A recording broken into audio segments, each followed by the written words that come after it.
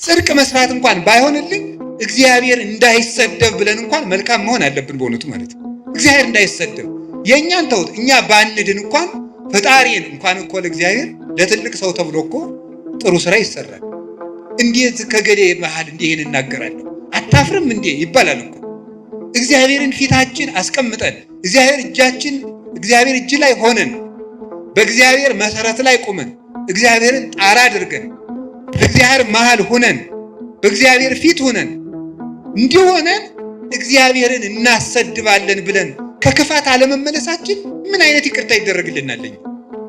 እግዚአብሔርን መፍራት አቅቶን እግዚአብሔርን ያሰደብነው እኛ አይደለንም ወይ? ያስደፈርን እኛ አይደለንም ወይ? ቤተክርስቲያንን ያስደፈርን እኛ አይደለንም? ምን አድርገን በሉኝ? ክፉ በመሆናችን ኃጢአታችን ከነሱ ከአሕዛብ ጋር እግዚአብሔርን ከማያመልኩ ሰዎች ጋር እኩል በመሆኑ ሰው ምን ማለት እንደሆነ ብናውቅ ኑሮ እውነት በማይረባ ልክስክስ ነገር ታስረን እንኖር ነበር? ሰው እስኪ ምንድን ነው ብላችሁ እስኪ ጠይቁ። እኔ እኮ ሰው ነኝ ብላችሁ አስባችሁ? እኔ ጅብ አይደለሁም፣ እኔ ውሻ አይደለሁም፣ እኔ አይጥ አይደለሁም አትሉም እንዴ? ያገኘውን የሚበላ እኮ አይጥ ነው። ዝም ብሎ ሳይመርጥ የሚበላ ጊዜም ሰዓትም የማይመርጥ። እኛ ውሻ አይደለም፣ እኛ እባቦች አይደለም፣ እኛ ነምር አይደለም፣ እኛ ጭልፊት አይደለም አትሉም? ከላይ ሆኖ የሚነጥቃል ይሄ ጭልፊት፣ ከላይ ሆኖ መንጠቅ። እንደዚህ ያለ ሁሉ ነፃ መሆን የምንችለው ውሻነታችንን መልካም ስናደርገው ነው። ጋኔን የምንጨነቀው የባሰ ኃጢአት ለማሰራት ከጥቂት ኃጢአት ይጠብቃል ሰይጣን። ነፍስ ማስገደል ከፈለገ ሌላ ነገር ያደርጋል፣ ሌላውን ኃጢአት ያስተዋል። የምትክድለት ከሆነ አንተን በጫት ማደንዘዝ በሱስ ማደንዘዝ ለምን ይፈልጋል? ሰው ራሱን ከተቆረጠ በኋላ ቀይ ካባ እንደርብለት ቢጫ ካባ እንደርብለት ይባላል። አንገቱን ተቆርጦ የለም ራሱ እኮ የለም። ራሱ እኮ ክርስቶስ ነው። ክርስቶስን አጥቶ ሰው ሱስ ባይኖርበት ባይሰክር ንግግሩ ጥሩ ቢሆን ባይሰርቅ ክርስቶስን ከካደ በኋላ ምግባር ምን ይሰራለታል? ያለ መሰረት የሚቆም ቤት እንደሌለ ማለት ነው።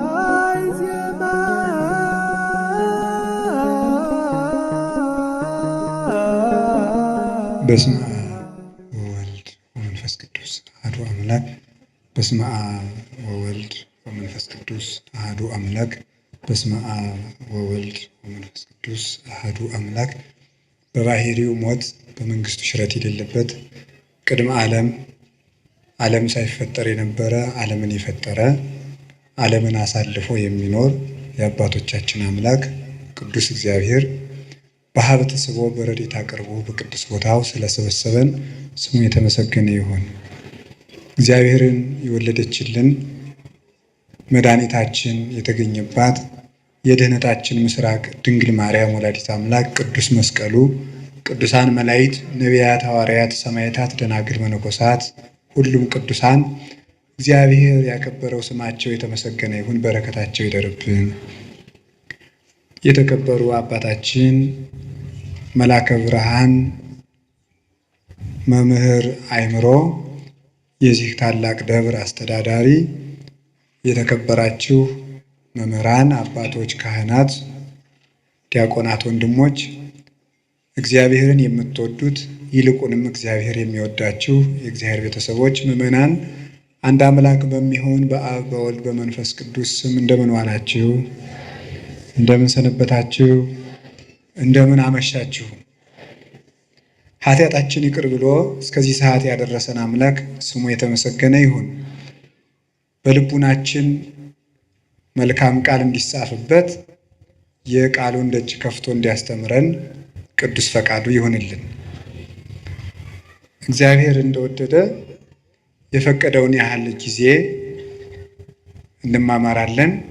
የምንማማርበት ርዕስ ስለ እብድ ውሻ ነው የምንማማረው። እብድ ውሻ በሉ እስኪ እንደገና በሉ እንደገና በሉ። ስለ እብድ ውሻ እንማማራለን። መጽሐፍ ቅዱስ ላይ የተጻፈ ቃል ስለሆነ አሁን አንድ ሰው እኛ ነፍሳችን ልናድን ነው የመጣ ነው፣ ስለ እብድ ውሻ ልንሰማ አንችልም የሚል ጥያቄ እንደሚነሳባችሁ እኔም ይሄ አይዘነጋኝም። ግን ትርፍ የሌለው ቃል በመጽሐፍ ቅዱስ አልተጻፈም። መምህርም ትርፍ የሌለው ቃል አይናገርም እና እግዚአብሔር በዚህም ቃል እንድንማር ቅዱስ ፈቃዱ ይሁንልን። ሐሳቡን እብድ ውሻ ብሎ አታገኙትም። ሐሳቡን ግን የምታገኙት ትንቢተ ኢሳይያስ ምዕራፍ 56 ቁጥር 11 ላይ ታገኙታላችሁ። እሙንቱ ከመ አክልብት እለ ኢይጸግቡ፣ እነሱ እንደማይጠግብ ውሻ ናቸው። እንደ አማርኛው መጽሐፍ ቅዱስ ደግሞ እንደ ዲዳ ውሻ ናቸው፣ ዲዳ ውሻ ናቸው ብሎ ይናገራል። የማይጠግብ ውሻ፣ ዲዳ ውሻ ተብሎ ተነግሯል። እንደዚህ ተብሎ የተነገረላቸው እነማን ናቸው? እኛስ ከዚህ ለመዳን ምን ማድረግ አለብን የሚለውን ነው የምንማማረው። እንግዲህ ስለ ውሻ ተፈጥሮ በቅዱስ መጽሐፍ የተጻፈውን ጥቂት ነገር እነግራችኋለሁ። ውሻ በቤተ ክርስቲያን ለብዙ ትርጉም ነው የሚውለው። በሰይጣን ይተረጎማል። ከሃይማኖት ባፈነገጡ ወንድሞቻችን ወይም ከፍለው በሚያምኑ መናፍቃን በእነሱ ይተረጎማል። በሰይጣን ይተረጎማል። በቅዱሳንም ይተረጎማል ውሻ ማለት ነው። በምዕመናንም ይተረጎማል ውሻ። እንደዚህ ያስባለውን ምን እንደሆነ እነግራችኋለሁ። በቅዱሳን ሲመሰል ውሻ በቅዱሳን ሲመሰል አንድ መልካም ጠባይ አለው። ልሳነ ከለባቲከ ላዕለ ጸላይቱ፣ የውሾችህ አንደበት በጠላቶችህ ላይ ነው ይላል ቅዱስ ዳዊት። የውሾችህ አንደበት በጠላቶችህ ላይ ነው ይላል። ውሾችህ የሚለው እግዚአብሔርን ነው። እግዚአብሔር ውሻ አለው እንዲህ ብሎ ሰው ያስባል። በእርግጥ የፈጠራቸው ውሾች ሁሉ የእግዚአብሔር ናቸው። እግዚአብሔር ከፍጥረት ወገን አክብሮ ያልፈጠረው የለም። ሁሉም ለተፈጠረበት ዓላማ መልካም ነው። አንዱ ግን ያንዱን ጠባይ ሲወስደው ግን መልካም አይደለም። ውሻ በራሱ ተፈጥሮና በራሱ ዓለም መልካም ፍጡር ነው። ሰው ግን የውሻን ጠባይ ሲወስደው ደግሞ ልክ አይደለም። ለምሳሌነት የሚሆነውን መልካሙን ግን እንወስደዋለን። የውሻ መልካም ጠባዩ ጌታውን ያውቃል፣ የጌታውን ቤተሰቦች ያውቃል፣ ንቁ ሆኖ ቤት ይጠብቃል፣ በመዓዛ የመለየት ጸጋ አለው። ውሻ ጠላትም አያስገባም። አዲስ አበባ ያሉት ውሾች ግን ለዚህ ምሳሌ አይመቹም። ጅላጅል ናቸው። ምንም ወዳጅም ጠላትም አይለዩም። የአዲስ አበባ ውሻ ዝም ብሎ ለጅልነት የተሰበሰበ ነው እና እነዚህ ውሾች እነማን ናቸው ሲባል ቅዱሳን አባቶቻችን ነው። ውሾች የተባሉ በቅዱስ ዳዊት አነጋገር ሙሴና አሮን ናቸው። ውሻ የጌታውን ቤት ታምኖ እንደሚጠብቅ እነሱም የጌታቸው የእግዚአብሔርን ቤት ሳይመቻቸው የጠበቁ ናቸው። ውሻ ሰው ባረፈበት ሰዓት፣ በማይመች ሰዓት በሌሊት ጦር ይወረወርበታል፣ ድንጋይ ይወረወርበታል፣ ሌላም ነገር ይደረግበታል። በዚያ ሰዓት ግን ለሰዎች ቤዛ ሆኖ መከራ እየተቀበለ ሲጮህ ቤት ሲጠብቅ ለሰዎች እረፍት ሰጥቶ ያድራል። ልክ እንደዚህ ሙሴ አሮን በማይመች አገር፣ በማይመች ቦታ፣ በማይመች ንጉሥ መሃል የማያምን ንጉሥ ብቻ አይደለም፣ የሚያምኑት ሲወለዱ ወንዝ የሚወረውር ጨካኝ ንጉሥ ባለበት ጊዜ የእግዚአብሔርን ብርሃን በስጋቸውም በነፍሳቸውም ይዘው ለጨለመበት ሕዝብ ያበሩ የነበሩ ለጌታቸው የታመኑ ናቸው። በማያምንና የንጉሥ ከባድነቱ አለማመኑ ብቻ አይደለም፣ እንዳያምኑ እንቅፋት ሲሆን ደግሞ ሌላ ችግር ነው። እንዳያምኑ እንቅፋት ከመሆን በላይ ደግሞ የሚያምኑትን የሚገድል ከሆነ ደግሞ ሌላ ችግር ይሆናል ማለት ነው። በዚህ መካከል ሃይማኖትን መጠበቅ ታማኝ ውሻ ያሰኛል። ውሻ መጀመሪያ ሲጮህ ለራሱ እየፈራ ነው የሚጮኸው። ታውቃላችሁ ይሄንን? ውሻ እኮ ቤት ለመጠበቅ ብሎ ጮህ አያውቅም። ውሻ የሚጮኸው ፈርቶ ነው የሚጮኸው። ለራሱ መጮህ ይጀምርና ለራሱ የጮኸው ለቤት ይሆናል። ቅዱሳን መጀመሪያ ተጋድሎ ሲጀምሩ ለራሳቸው ነው የሚጋደሉት። ወዮልኝ ለኔ ወዮልኝ ለኔ ነፍሴ በእግዚአብሔር ፊት ስትቆሚ ምን ትመልሻለሽ? ቅድመ መኮንነ ጽድቅ እያፍሮ ለባይል በይንተ ብኢሉ ባለጸጋውን ስለ ባለጸጋነቱ የማያፍር ድሃውን ድሃ ነህ ብሎ አይፈርድለትም፣ መልካም ከሰራ ብቻ ይፈርድለታልና። በዚያ ዳኛ ፊት በቆምሽ ጊዜ ምን ትመልሽለታለሽ እያሉ መጀመሪያ ለራሳቸው ይጋደላሉ። ለራሳቸው የሚጋደሉት ተጋድሎ እግዚአብሔር በእነሱ ላይ ካሳፈረው ብርሃን የተነሳ ለዓለም ሁሉ የሚተርፍ ይሆናል። እንዲህ ብሎ መድኃኒታችን እንደተናገረ ከማውቄ ይብራ ብርሃንክሙ በቅድመ ሰብእ፣ እንዲሁ ብርሃናችሁ በሰው ፊት ይብራ። ወያቱ ማይቶተ ከመ አንብርዋ ታሕተ ከፈር፣ ብርሃንን ወይም መቅረዝን ከታች እንቅብ ሊደፉባት አያበሯትም።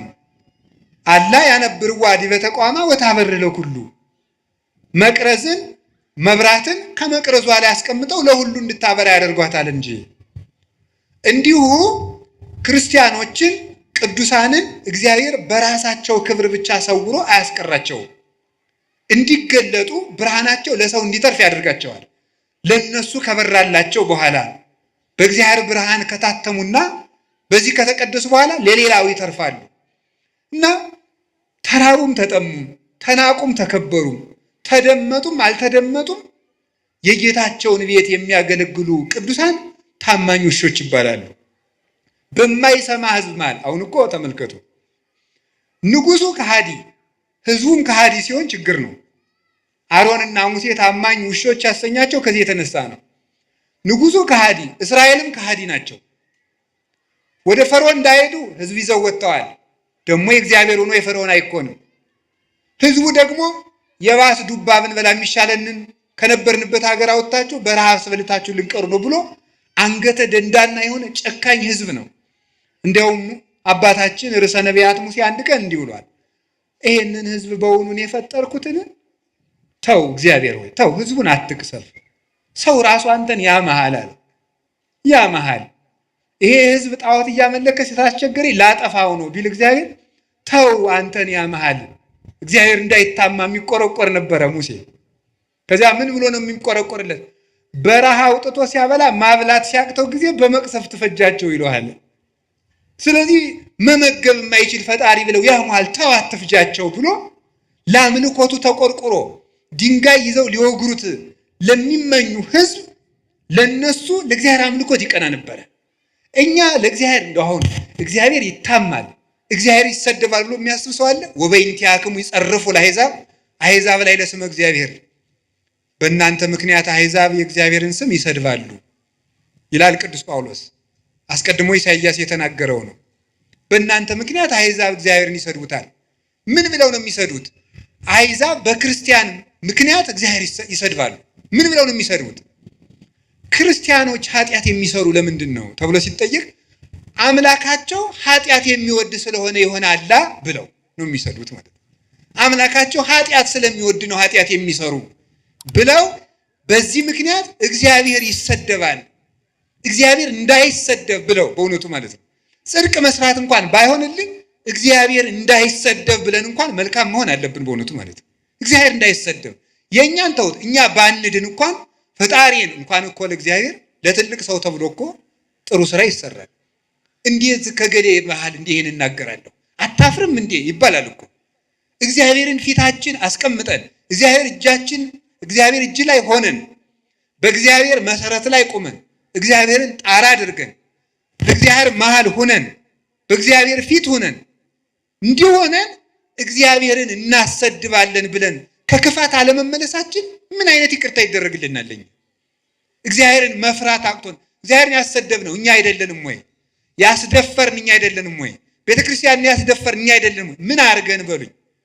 ክፉ በመሆናችን ኃጢአታችን ከነሱ ከአሕዛብ ጋር እግዚአብሔርን ከማያመልኩ ሰዎች ጋር እኩል በመሆኑ እና ሳይመቸው ክርስቲያን የሚሆን እርሱ ታማኝ ውሻ ይባላል።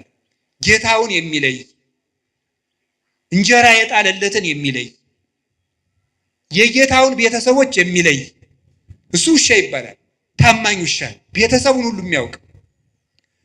አሁን እዚህ ውስጥ አስነስቼ ብጠይቅ ሃይማኖቱን የሚናገር ምዕመን አገኛለሁ ብዬ አላስብም።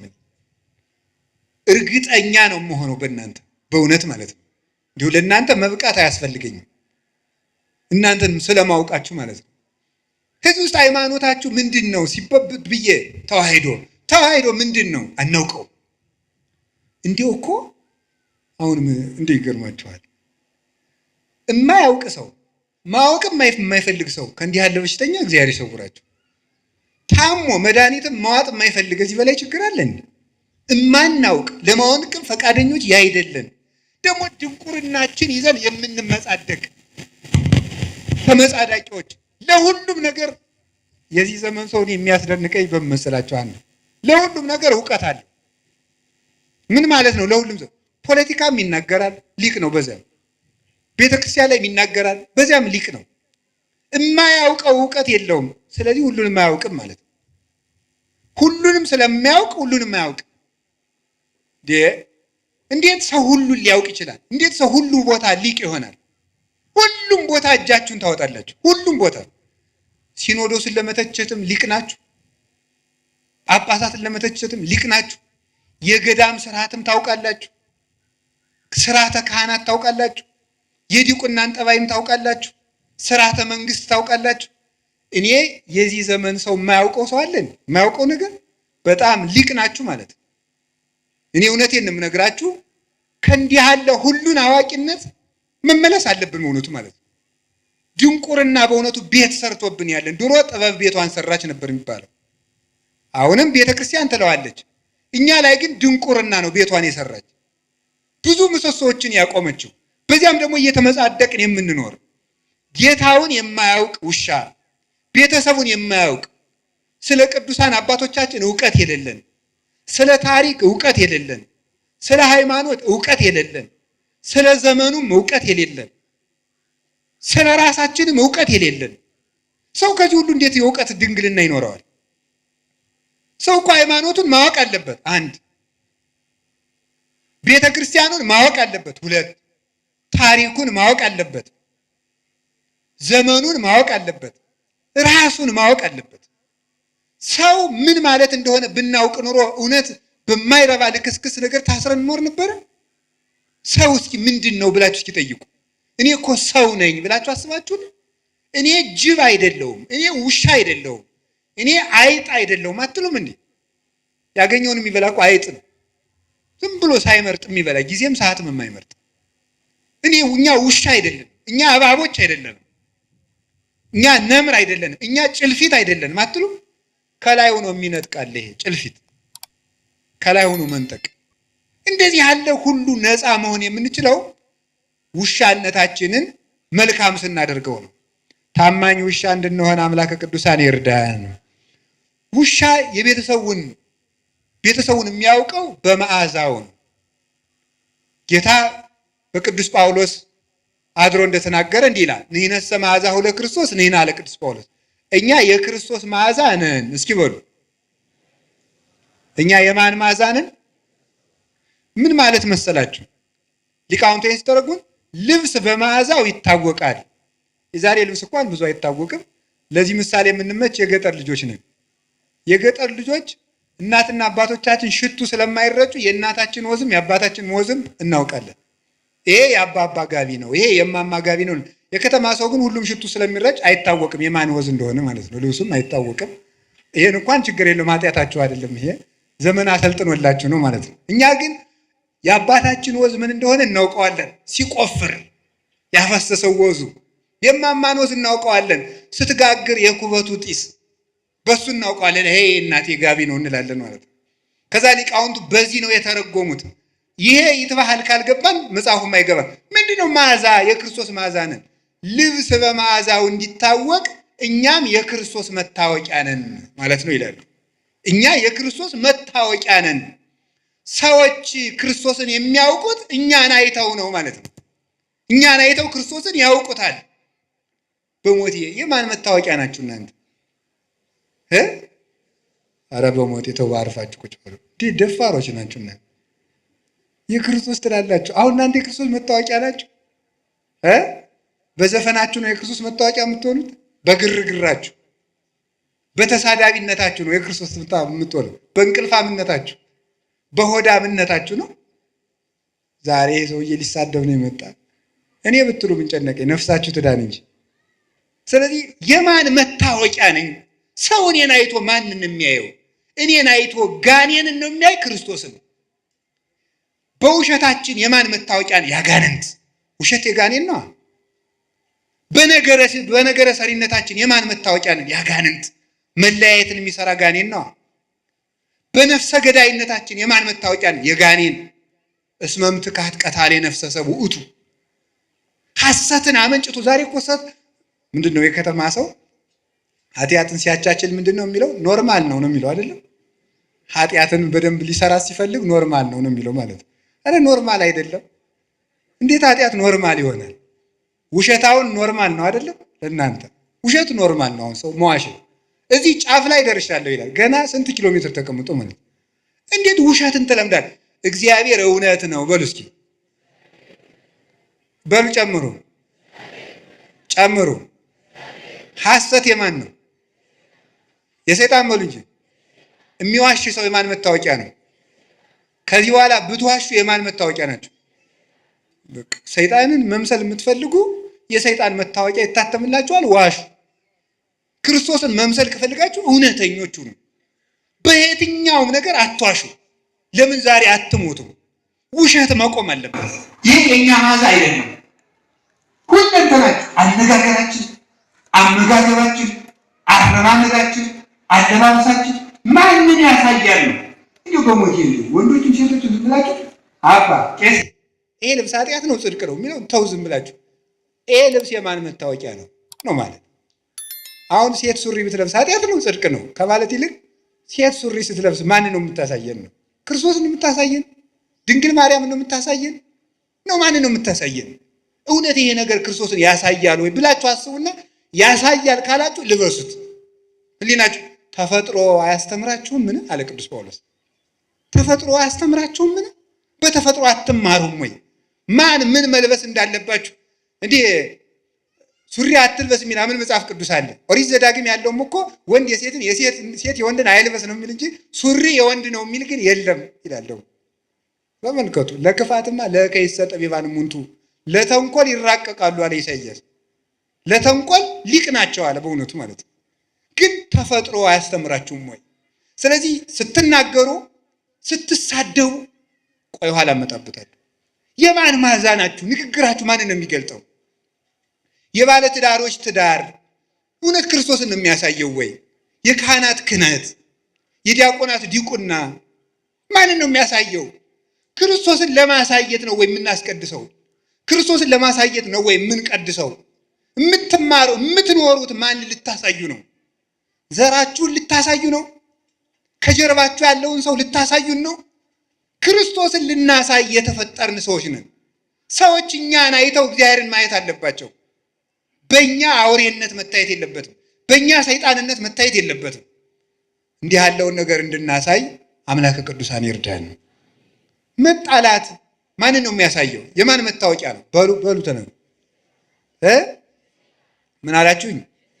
ጌታችን መድኃኒታችን ኢየሱስ ክርስቶስ ለቅዱሳን ሐዋርያት እንዲህ አላቸው፣ በዚህ የእኔ ደቀ መዛሙርት እንደሆናችሁ ሰዎች ያውቋችኋል አላቸው። በምንድን ነው? ጌታ እንግዲህ ሐዋርያት እንዲህ ብሏቸዋል፣ ሙት ታነሳላችሁ፣ ድዊ ትፈውሳላችሁ፣ አጋንንት ታወጣላችሁ፣ ለምጽ ታነጻላችሁ፣ ዓለምን ታጠምቃላችሁ፣ በ12 ወንበር ተቀምጣችሁ ትፈርዳላችሁ። በቃ እናንተ በዓለም ላይ የከበራችሁ ናችሁ፣ የምድር ጨው ናችሁ፣ የምድር ብርሃን ናችሁ ብሏቸዋል። በዚህ የክርስቶስ መሆናቸው ይታወቃል አይደለም? ዝም ብትሉ ደግሞ ጥሩ ነው አይደለም ያላቸው። በዚህ የኔ መሆናችሁ ይታወቃል አላቸው። እምከመ ተፋቀርክሙ በባይናቲክሙ ወበዝንቱ ያአምሩክሙ ሰብ ከመ አርዳኢ አንትሙ። እርስ በርሳችሁ ስትፋቀሩ ሰዎች የኔ እንደሆናችሁ በዚህ ያውቋችኋል። የክርስቶስ የመሆን መታወቂያው አለ። ይሄንን ይዞ ቅዱስ ዮሐንስ አፈወርቅ ሙት ማንሳት አይደለም መዋደድ ነው እንጂ ይላል። ሙት ማንሳት የክርስቶስ የመሆን ምልክት አይደለም። አጋንንትም ቢሆን በምታት ሙት ያስነሳሉ። አጋንንትም ቢሆን ይፈውሳሉ እኮ። እንዴት አጋንንት ይፈውሳሉ? አጋንንት ሲፈውሱ ምን ማለት መሰላችሁ? ከአንድ ሰውዬ ላይ ጋኔን ካደረበት ከፈዋሹ ላይ ጋኔን አለ በሉ። ከተፈዋሹ ላይ ደግሞ ጋኔን ካለበት ይሄኛው ጋኔን ሰውን ጨርሶ ያ ጋኔን ለማድረግ እዛ ላይ ያለው ጋኔን ይወጣል። ይቆይና ከዛ በሌላ ቀን መለስ ይል አሁን ልውጣና ሌላ ሰው ጨምሬ ላሳስት ብሎ ወጥቶ ለቀቅ አድርጎት ይቆያል። አይዋ አስለቀቀው ተብሎ እዚያ በኋላ ይነገርለታል ማለት ነው። ጋኔን ምን ጨነቀው? የባሰ ኃጢአት ለማሰራት ከጥቂት ኃጢአት ይጠብቃል ሰይጣን። ነፍስ ማስገደል ከፈለገ ሌላ ነገር ያደርጋል። ሌላውን ኃጢአት ያስተዋል። የምትክድለት ከሆነ አንተን በጫት ማደንዘዝ፣ በሱስ ማደንዘዝ ለምን ይፈልጋል? ሰው ራሱን ከተቆረጠ በኋላ ቀይ ካባ እንደርብለት፣ ቢጫ ካባ እንደርብለት ይባላል። አንገቱን ተቆርጦ የለም ራሱ እኮ የለም። ራሱ እኮ ክርስቶስ ነው። ክርስቶስን አጥቶ ሰው ሱስ ባይኖርበት፣ ባይሰክር፣ ንግግሩ ጥሩ ቢሆን፣ ባይሰርቅ፣ ክርስቶስን ከካደ በኋላ ምግባር ምን ይሰራለታል? ያለ መሰረት የሚቆም ቤት እንደሌለ ማለት ነው። ስለዚህ ሰይጣን የባሰውን ኃጢአት ለማሰራት አንድ መፍትሄ ይሰጣል። የማይረባ መፍትሄ ቆይቶ ግን ይይዘዋል። ምንድን የሚያደርገው? መጨረሻ ላይ የፈወሰው ሰው ጥገኛና አጨብጫቢ ሆኖ እንዲቀር ያደርገዋል። የክርስቶስ ተከታይ አያደርገውም። መመኪያ ሁሉ ያ ፈወሰኝ የሚለው ሰው እንዲሆን አድርጎ ነው የሚያኖረው። ገንዘቡም ለዚያ እንደጨረሰ፣ ጉልበቱ ለዚያ እንደጨረሰ ይኖራል። ስለዚህ የእግዚአብሔር ቤተሰቦች የማን መታወቂያ? እኛ የምንታወቀው ድውይ በመፈወሳችን የክርስቶስ መሆናችን አይታወቅም። ጋኔን ያደረባቸው ድውይ ይፈውሳሉ። ጋኔን ያደረባቸው ጋኔን ያወጣሉ። ታዲያ ምንድነው መታወቂያችን? ፍቅር። ስለዚህ ሊቃውንት ምን አሉ? ፍቅር ሙት ከማንሳት ይበልጣል። እስኪ ወደ ሁላችሁም በሉ እንጂ ፍቅር ሙት ከማንሳት ይበልጣል። ፍቅር ያለው ሰው የጸና ሃይማኖት ካለው ሰውም ይበልጣል። እንዲህ ብሎ እንደተናገረ ቅዱስ ጳውሎስ ወመቤ ሃይማኖት እስከ አፈልስ አድባረ ወተፋቅሮ አልቤ ከንቶ ኮንኩ ዋልቦ ዘረባይኩ። ተራራ የሚያፈልስ እምነት ቢኖረኝ ፍቅር ከሌለኝ ከንቱ ነኝ።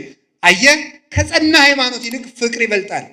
ሃይማኖት ኑሮ ፍቅር ከሌለ በሃይማኖቱ አትድንበትም። ፍቅር ከሰማዕትነትም ይበልጣል። ወመኒ ወሀብኩ ኩሎ ስጋዬ ለእሳት እሳት። ተመልከቱ፣ ስጋዬን እንኳን ለእሳት መቃጠል አሳልፌ ብሰጥ ፍቅር ከሌለኝ ምንም የምጠቀመው ነገር የለኝም። ወመኒ ወሀብኩ ኩሎ ንዋዬ ለምጽዋት፣ ገንዘቤን ሁሉ ለምጽዋት ብሰጥ ፍቅር ከሌለኝ ከንቱ ነኝ። ኮንኩ ከመከበሮ ዘይዘበት ወከመብርት ዘይነቁ፣ እንደሚንሿሿ ጸናጽል እንደሚመታ ከበሮ። የዚህ ትርጉም ገብቷቸው ያውቃል? እኔ ከበሮ ያሳዝነኛል። አያሳዝናችሁም? ሌሊቱን ሙሉ ሲለፋ አድሮ በማይሌት እኛ ወደ ዝክር ስንሄድ እሱ እዚያው ተጋድሞ ይቀራል። ይሄው ነው የከበሮ ልፋት የሚባለው ማለት። ጸናቅል ሌሊቱን ሙሉ ቀጭ ስትል አድራ እነ የኔታ መርጌታ በዋንጫ ስለ ቅዱስ ሚካኤል እያሉ ሲጠጡ ከበሮ ጸናጽል እዚያው ሸዋ ብላ ትቀራለች። ምን ማለት ነው? ስለዚህ ፍቅር የሌለው ሰው አንገቱ እንደ ቀለበት እስከሚቀጥን ድረስ ቢሰግድ እንኳን ከለፋበት ስግደት የሚያተርፈው ነገር የለውም ማለት ነው። ምንም መስዋዕት ቢያቀርብ ቤተ ክርስቲያን በዕንቁ በወርቅ ቢሰራ፣ ለምን ወርቅ አይኑን ግድግዳ አድርጎ ቤተ ክርስቲያን ለምን አይሰራም? ለምን ገዳም አይሰራም? ለምን አብነት ትምህርት ቤት አይሰጥም? ልጁን እንኳን ቢገብር ለምን አንገቱን ቆርጦ አይሰጥም?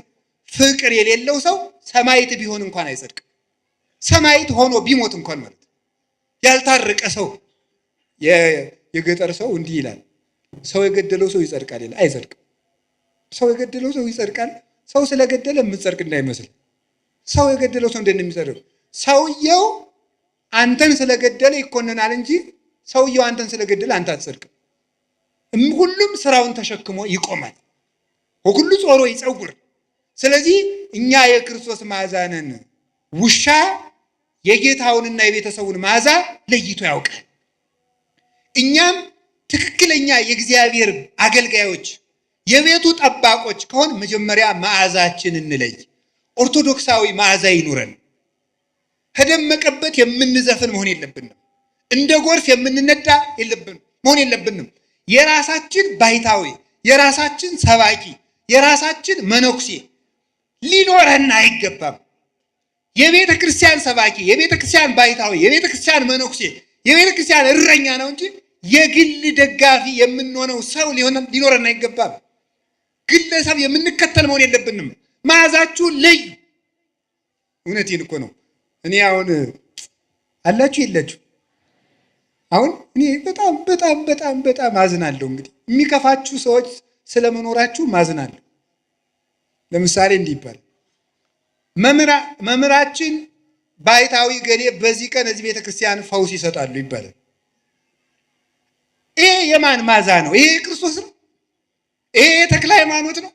ይሄ አቡነ ገብረ መንፈስ ቅዱስ ነው? አይደለም። የአጋንንት መዓዛ ነው ይሄ።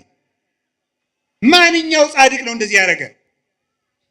የበረሃው ኮከብ አባታችን ቡሩክ ገብረ መንፈስ ቅዱስ ድዊ ሲፈውሱ ቆይተው ሰው ሲያውቅባቸው ወጥተው ወደ ሌላኛው ጫካ ነው የሄዱት። አንድ ሰውዬ ገብረ መንፈስ ቅዱስ እዚህ ያሉ ሲባል ሰምቶ መጣ። የታመመ ሰው ይዞ መጣ።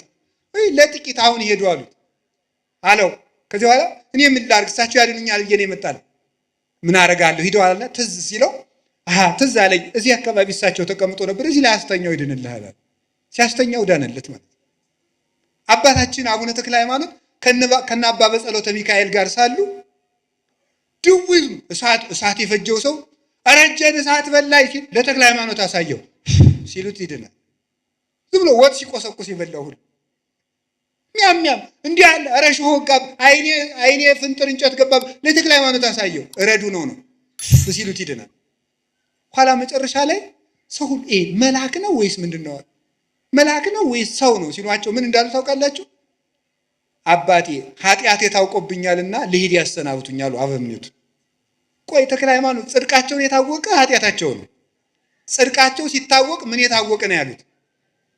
እኛ ደግሞ በዚህ ዘመን እያቀድን መብቃት ጀምረናል። በቀመር መብቃት ማለት ነው። ወይ ታምርኩ እንደው ክርስትና ቀልድ ሆነ እኮ በእውነቱ ማለት ነው። እያቀድን መብቃት በቃ እያቀድን መፈወስ ጌታም እንኳን አላደረገው። ኋላ ብለንስ ደግሞ ኧረ ተው እንዲህ አታድርጉ ተው ሲባል ደግሞ ሰሞኑን አንድ ባይታው እየተናገሩትን ልንገራቸው። መቼስ እንግዲህ ደግሞ እናንተ የምትሉትን ማውቀዋለሁ በሉኝ። ቀንተህ በሉ ችግር የለም በሉ ችግር የለም በሉ መቀበል። ከዚያ ምን አለ? ምንድን ነው መስሎ እንዲህ ተሳስተዋል እርስዎ። እሳቸው አጋንንትን በአጋንንትን የሚያወጡ ሐሰተኛ ባይታዊ ናቸው ካሏችሁ አሉ። እሺ በስራዬ መኑ በሏቸዋል። በማን መኑ? ወይ መድኃኒዓለም በስራዬ መኑ ማለት የሚችል እኮ እግዚአብሔር ብቻ ነው። ክርስቶስ ብቻ እኮ ነው። ፍጡር እኮ ስራ አለኝ አይልም። እኔ ለተክለ ሃይማኖት በላይ አብነት የለኝም። እሳቸው ምን እንዳሉ እንገራቸው። 99 ዓመት መከራቸውን አይተው ከመላእክት ጋር አጥነው መጥተው ምን እንዳሉ እንገራቸው። እኔ ዓለሙን አብርቼ ለራሴ ጨልም የቀረው ዓለምን አጣፍቼ ለራሴ አልጫውንኩ ስራ የሌለኝ ጎደሎ ነኝ። በፈጣሪ ፊት በቆምኩ ጊዜ ምን እመልስለታለሁ ነበር ያሉ። የዛሬዎቹ ደግሞ ስራዬን እመኑልኝ ይሉናል። እነዚህ ታናናሽ ክርስቶሶች ናቸው። የሐሰተኛ መሲህ መንገድ ጠራጊዎች አይደሉም። የማን መዓዛ ነው የሚሉት? ማጨብጨብ እልል ማለት። እኔ በመምህር አምላክ ይዣቸዋለሁ። ከዚህ ጉባኤ መጨረሻ ላይ እንዳታጨበጭቡ፣ ጉባኤው እስከሚያበቃ ድረስ ማለት ነው። ማጨብጨብ ማጨብጨብ፣ መደለቅ፣ ሲመርቋችሁ ማጨብጨብ፣ ሲረግሟችሁ ማጨብጨብ። እንዲሁ ችግር እኮ ናችሁ እናንተ እኮ ማምላክ እንጂ ማስተዋል አለብን። ከውሻ ማነስ አለበት ሰው እንዴ? ውሻ የጌታውን መዓዛ ያይ። ይሄ የማን መዓዛ ነው አትሉ? እስቲ በሞቼ ይሄ የማን መዓዛ ነው በሉ በሉ እንጂ። አዎ የማን መዓዛ ነው? የተክለ ሃይማኖት ነው? የእንጦንስ ነው? የመቃርስ ነው? የዮሐንስ አፈወርቅ ነው? የቄርሎስ ነው? በሉ እስኪ ይኸው ቀንታችሁ። ይህ ቅናት ብቀና እንደው በቅዱስ ቄርሎስ አልቀናም እንዴ? ሞኝ ስንት የሚያስቀና ነገር ሞልቶ ጋር የነዚህ በወደል መቁጠሪያ በጨፈጨፈ ቀናለሁ እንዴ? እኔ የምቀናው በቅዱስ አትናቴዎስ ነው። አሁንም እርግጠኛው ደግሞም ልንገራችሁ፣ ሰው ሁሉ መንግስተ ሰማያት እንዲገባ ተፈቅዷል እንጂ ሰው ሁሉ ጤና እንዲኖረው ያላችሁ መጽሐፍ ቅዱስ ማለት ሰው ሁሉ ይፈወሳል እንዴ? እንዲያ ከሆነ እግዚአብሔር ተመልከቱ። ጋኔን ትዳር እምቢ ብሎኝ አባቴ ገርግር አለብሽ ትዳር እምቢ ብሎኝ አይነ ጥላ አለብሽ በጊዜ ብታገቡ ይሻላችኋል ገርግር እያላችሁ የምትጃጃሉ እኔ እውነቴን ነው። ቀድሞም ቢብዛችሁ ውስጥ ሚስትሉ ኑራችሁ እድሜያችሁ አለፍ ሲል ገርግር። ይህ ነውር ነው በእውነቱ። ጋኔን የለባችሁም። ራሳችሁ ጋኔን እንዳትሆኑ ልቅ እኔ ጋኔንት አለብኝ አትበሉ። አዛኘን ቆይ ልንገራችሁ፣ ክርስቲያን ጋኔን አለብኝ አይል። አነ ዘክርስቶስ እኔ ክርስቶስ ነኝ በሉ እስቲ በሉላችሁ። ክርስቶስ ባለበት ሰይጣን አለ? ጋኔን አለብኝ ብላችሁ እንዴት ራሳችሁን እጅ ትሰጣላችሁ? ለሰይጣን ራሳችሁን ትሸጣላችሁ እንዴ? ስለዚህ እግዚአብሔር ቤተሰቦች ልብ ሊኖረን ይገባል። ያስተማረን እግዚአብሔር የተመሰገነ ይሁን። ሌላ ቀን እንጨርሰዋለን። ወስብሐት ለእግዚአብሔር።